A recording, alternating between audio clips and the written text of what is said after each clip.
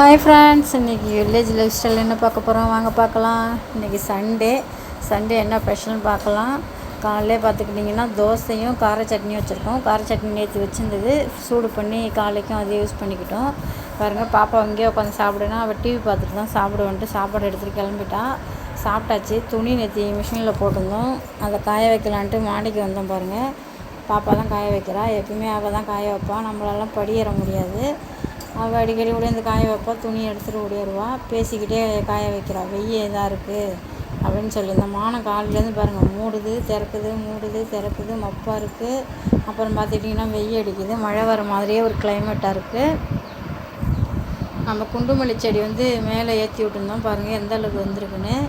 குறைஞ்சது இதில் ஒரு 50 பூவாவது இப்போ பூத்துருக்குங்க. ஒரு 10 நாளில் செம பூத்து எல்லாம் கொட்டி தான் போச்சு. அப்படியே துளுத்து வருது. அதில் அப்படியே கொத்தாக முக்கு வைக்கிது. பாருங்கள், நம்ம மேலேருந்து கீழேருந்து மேலே ஏற்றி விட்ருக்கோம் கொடியை. இப்போ அடுத்தது பார்த்துக்கிட்டிங்கன்னா அங்கே கொஞ்சம் துளிர் வருது. அது நுனியெல்லாம் கிள்ளி விட்ருக்கோம். அந்த நுனியில் தான் முக்கு நிறையா வைக்கிது. நல்லா கொத்தாக பரவாயில்ல, நிறையா முக்கு பூவு. இந்த ரவை செடியிலே அவ்வளோ பூ பூத்துச்சு இந்த டைமு. இதுக்கு பந்தல் போடணும். பந்தல் போட்டால் தான் படர்ந்து நிறையா பூ பூக்கும். கொடியாக வர விடக்கூடாது, கிள்ளி விட்ருணும். நுனியில் கிள்ளி விட்டால் தான் அதை அடுத்து அப்படியே கிளைக்க ஆரம்பிக்கும். அதுக்கு பந்தல் எப்படி போடுறதுன்னு தெரில. அடுத்து அது ரெடி பண்ணணும். பந்தல் போட்டால் தான் பூ நம்ம நிறையா பறிக்க முடியும். நான் அதெல்லாம் பார்த்துட்டு வர வரைக்குமே பாப்பா துணி காய வச்சுட்டு தான் இருந்தாங்க.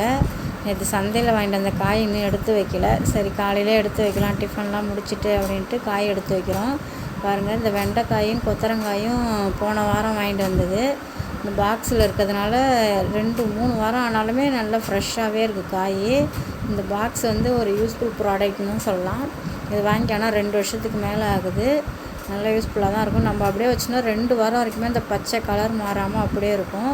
நம்ம சந்தையில் பாருங்கள், புதினாவும் கொத்தமல்லியும் கட்டு 10 ரூபான்னு சொன்னாங்க. சரி, துவையல் அரைக்கலான்ட்டு வாங்கிட்டு வந்திருக்கோம். இந்த வாரம் தான் கட்டு 10 ரூபான்னு விற்றுச்சு. போன வாரம்லாம் பார்த்துக்கிட்டிங்கன்னா இந்த கொத்தமல்லி, கருவேப்பிலை, புதினா இது எல்லாமே கொத்தமல்லிலாம் ரொம்ப கம்மியாக இருந்துச்சு, ரேட்டு அதிகமாக இருக்குதுன்னு சொன்னாங்க. ஆனால் இந்த வாரம் கம்மி தான், கட்டு 10 ரூபான்னு சொல்லி தான் நம்ம 2 கட்டு வாங்கிட்டு வந்திருக்கோம். நம்ம சந்தையில் வாங்கிட்டு வந்த காயெல்லாம் பாருங்கள், போன வாரம் வாங்கிட்டு வந்த காயே கொஞ்சம் நிறையா இருந்துச்சு. அதனால் கம்மியாக தான் வாங்கிட்டு வந்தோம் அந்த டைமு. பீட்ரூட்டு 20 ரூபா, கேரட் 20 ரூபா, அந்த முள்ளங்கி 10 ரூபா, பாவக்காய் 20 ரூபா, உருளைக்கிழங்கு 30 ரூபா, கிலோ 30 ரூபான்னு விற்றுச்சு உருளைக்கிழங்கு. வெங்காயம் பார்த்துக்கிட்டிங்கன்னா 2 கிலோ 70 ரூபா, கிலோ 50 ரூபான்னாங்க. ஆனால் 2 கிலோ 50 ரூபா. தக்காளி பாருங்கள், கிலோ 50 ரூபான்னு விற்றுச்சு. ஆனால் நான் கொஞ்சம் உள்ளே போய் 2 கிலோ 50 ரூபான்னு வாங்கிட்டு வந்தேன். சரி, பாதிக்கு பாதியாவது தேரும் அப்படின்ட்டு. ஆனால் தக்காளி நல்லா தாங்க இருந்துச்சு. எல்லா காயும் எடுத்து வச்சாச்சு. இனிமேல் எடுத்து ஃப்ரிட்ஜில் வைக்க வேண்டியதான். போன வாரத்து காயை பாருங்கள், அப்படியே இருக்கணும். பாக்ஸில் வச்சதுனால அப்படியே இருக்குது, மூடி வச்சதுனால அப்படியே இருக்குது. நம்ம தக்காளியை வாஷ் பண்ணலாம். வாஷ் பண்ணுறதுக்கு தான் வந்திருக்கோம் பாருங்கள். நான் தக்காளி ஏதோ 1/2 கிலோ வீணாக போயிருக்கோம், எப்படியும் 1 கிலோ 1.25 கிலோ தான் தேரும் அப்படின்னு பார்த்தேன்.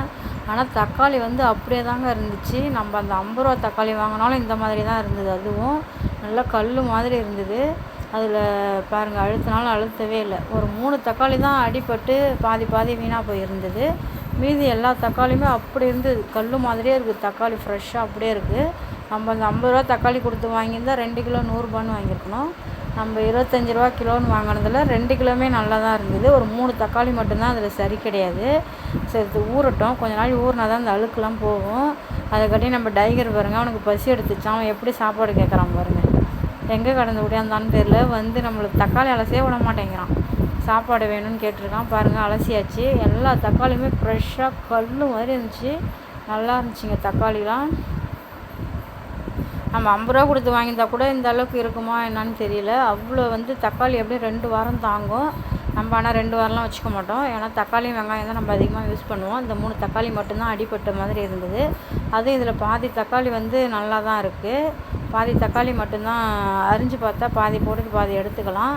அடுத்து அந்த தண்ணியை ஊற்றிட்டு நம்ம வாங்கிட்டு வந்த புதினா, கொத்தமல்லி, கருவேப்பிலை அதெல்லாம் போட்டு கொஞ்சம் நேரம் ஊற வச்சிருந்தோம். அதுலேயும் நல்லா அழுக்குங்க. கொத்தமல்லியெல்லாம் மண் இந்த மாதிரி இருந்துச்சு. ஒரு 2 தடவை தண்ணி விட்டு ஊற வச்சிருந்து அப்புறம் தான் எடுத்தோம்.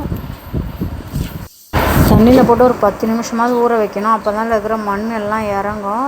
இறங்கினதுக்கப்புறம் இன்னும் ஒரு தண்ணி ஊற்றி நல்லா அலசி அப்புறம் எடுத்து நம்ம வச்சுக்கலாம். நம்ம தனியாக 10 ரூபாய்க்கு வாங்கிட்டு வந்தோம். கருவேப்பிலை, கொத்தமல்லி, புதினா இதெல்லாம் அது வீட்டு யூஸ்க்கு தேவைப்படும் அப்படின்றதுனால அதை பறித்து ஒரு பாக்ஸில் போட்டு அடைச்சி வச்சோம். அதுவுமே 2 வாரம் ஆனாலும் கலர் மாறவே மாறாது. பாக்ஸ் வந்து பரவாயில்ல, நல்ல ஒரு ஒர்த்தான ப்ராடக்ட்னு தான் சொல்லலாம். அடுத்து பாருங்கள், மதியம் லஞ்சு செய்கிறதுக்காக ரெடி பண்ணிகிட்டு இருந்தேன். இன்றைக்கி வெஜிடபிள் ரைஸ் தான் ரெடி பண்ணோம். பண்ணு போட்டு பிரியாணி செய்யலான்னு. பாருங்கள், அதுக்காட்டியே மழை நல்லா மானம் காலையிலேருந்து மூடிச்சு திறந்தது, மூடி திறக்குமா இப்படியே இருந்தது. நல்லா வெயில் அடிக்குது, அப்புறம் அப்படியே மூடிக்கிட்டு மானம் முப்பாக இருக்குது. ஒரு 12 மணிக்கெல்லாம் நல்லா மழை அடின்னு மழை அடிக்க ஆரம்பிச்சிச்சு. மழையை பார்த்துக்கிட்டே நம்ம சமைக்க ஆரம்பிச்சிட்டோம். பாருங்கள், பிரியாணி தான் தாளித்து கொட்டிட்டோம். வெஜிடபிள் ரைஸு தாளித்து கொட்டி கொதிக்க வச்சாச்சு. மழையை பார்த்துக்கிட்டே நம்ம சமைச்சிருந்தோம். மூடி போட்டால் வெந்துடும் சீக்கிரம் சாப்பாடு. வெந்ததுக்கப்புறம் எப்படி இருக்குன்னு பார்க்கலாம் வாங்க. சாப்பாடு நம்ம எதிர்பார்த்ததை விட சூப்பராக வந்து இந்த டைம் வந்து வெஜிடபிள் ரைஸு பாருங்கள், திறக்கிறேன் எப்படி இருக்குன்னு பாருங்கள். சூப்பராக இருந்தது. ரொம்ப கொலன்னு ஆகலை, ரொம்ப வேகாமத மாதிரியும் இல்லை, நடுத்தரமான ஒரு பதமாக தான் இருந்துச்சு.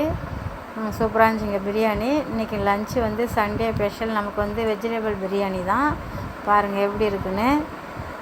இதுக்கு வந்து ஷைடிஷ் வந்து வெங்காயம் தயிர் கிச்சடி தான் செஞ்சுருந்தோம்.